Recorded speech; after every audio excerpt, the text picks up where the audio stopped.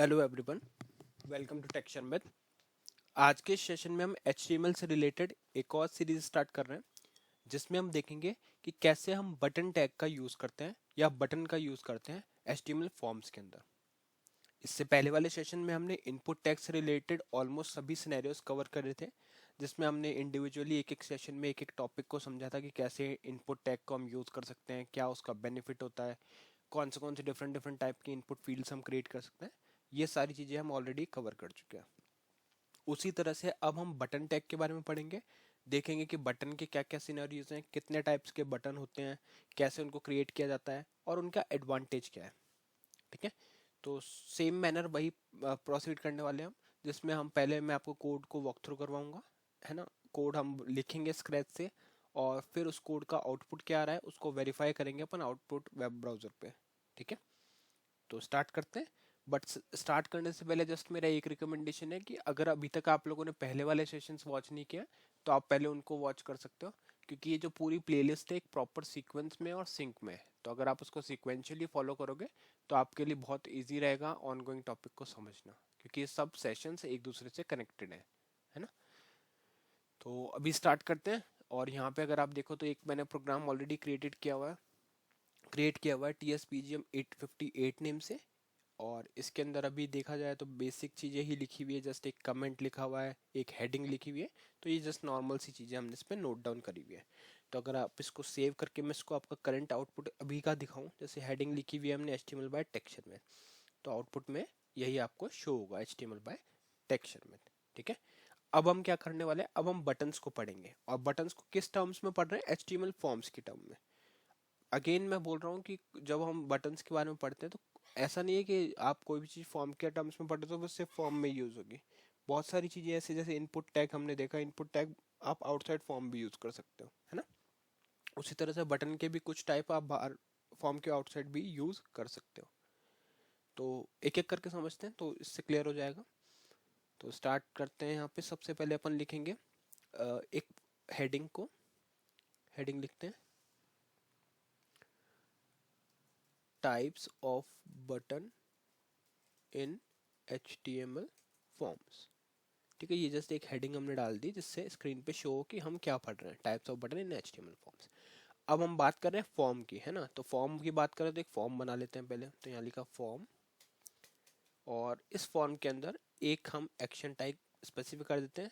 अब जिन्होंने पहले सेशंस देखे उनको पता है एक्शन हम क्यों स्पेसिफाई करते हैं, कि जब भी हम कोई फॉर्म को सबमिट करें, है ना, तो वो कौन से पेज पे नेविगेट होना चाहिए, ये चीज़ हम इससे स्पेसिफाई करते हैं। तो अभी देखा कुछ भी आउटपुट आपको स्क्रीन पे शो नहीं होगा, क्यों?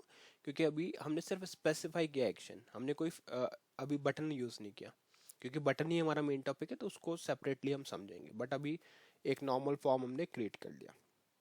अब इस फॉर्म के अंदर जब बात हो रही है बटन्स की, तो एक इनपुट फील्ड अपन एग्जांपल डेमो को समझने के लिए लेंगे, तो एक इनपुट फील्ड भी बना लेते हैं, क्योंकि इससे ही आपको क्लियरिटी होगी कि क्या हम कर रहे हैं, है ना। और इसका टाइप स्पेसिफाई कर देते हैं नॉर्मल टेक्स्ट।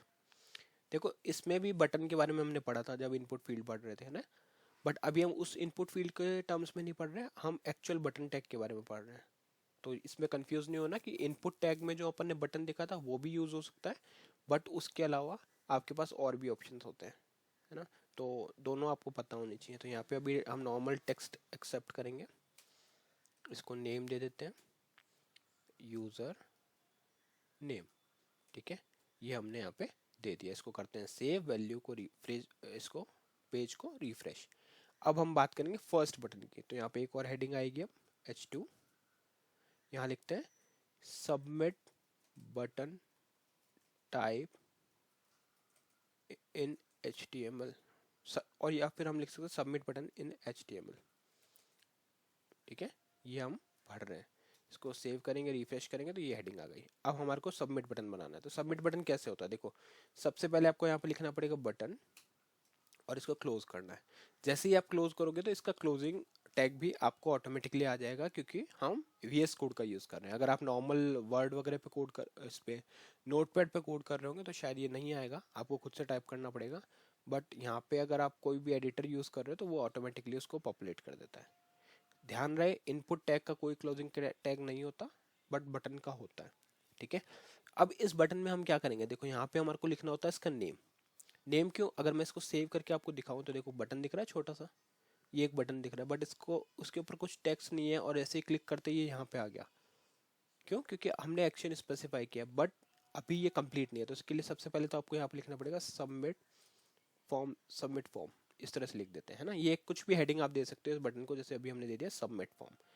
अब क्या ये सबमिट फॉर्म बन गया, सबमिट बटन बन गया? नहीं, अभी आपको इसका टाइप भी स्पेसिफाई करना पड़ेगा। तो टाइप में अपन जाके करेंगे यहाँ पे सबमिट।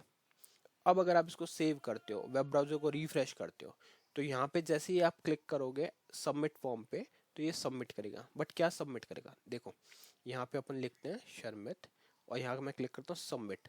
जैसे ही मैंने सबमिट किया, देखो यहाँ पे डेटा लेके आ गया, user name equal to Sharmit.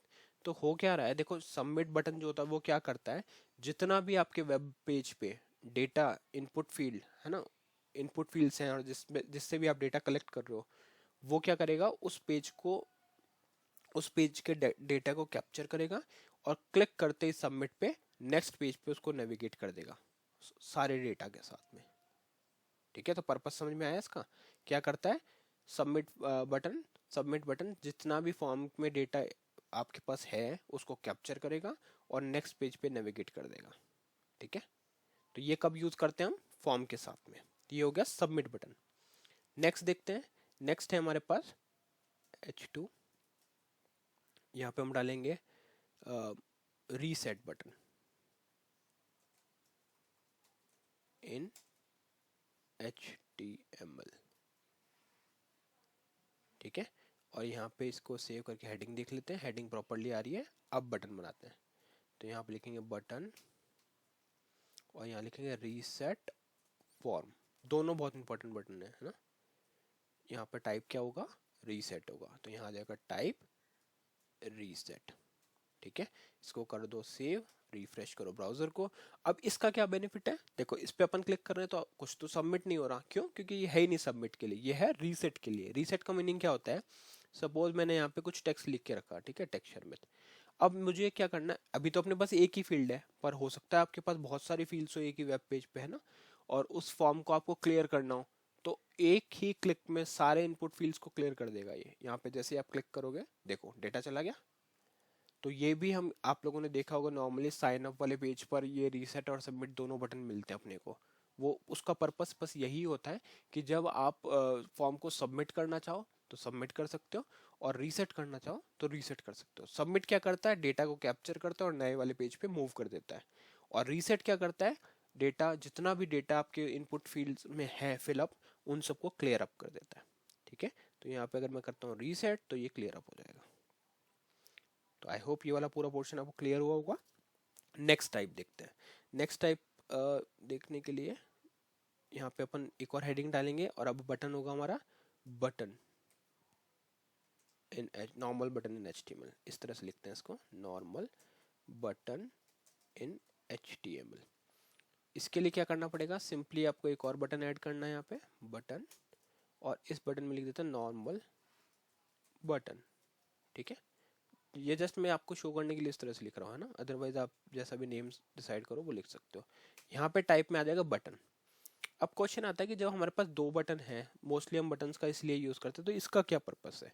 देखो ऊपर वाले दोनों बटन्स का कुछ ना कुछ इंडिविजुअल पर्पस था। सबमिट वाले का क्या था, डेटा कैप्चर करके नेक्स्ट पे भेजना। रीसेट का क्या था, फॉर्म को क्लियर करना। बट ऐसा भी तो हो सकता है कि हम कुछ भी ऐसा बटन, कुछ भी ऐसा लॉजिक है जो हम बटन पे क्लिक करवाने पे करवाना चाहते हैं, तो वो कैसे होगा, मतलब कस्टम बटन कैसे बनेगा। तो कस्टम बटन बनाने के लिए आपके पास एक ही ऑप्शन है कि आप नॉर्मल बटन का यूज करो।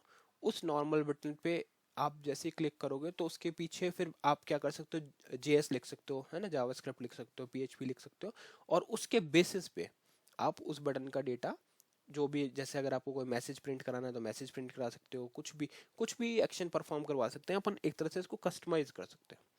ठीक है, तो ये अपन जब आगे एडवांस चीजें पढ़ेंगे जावास्क्रिप्ट वगैरह, तब अपन इसका यूज भी करेंगे खूब। बट अभी के लिए बस अपन इतना देख रहे हैं कि बनता कैसे है बटन। ठीक है, अदरवाइज वो सेशन बिल्कुल अलग हो जाएगा जावास्क्रिप्ट से रिलेटेड।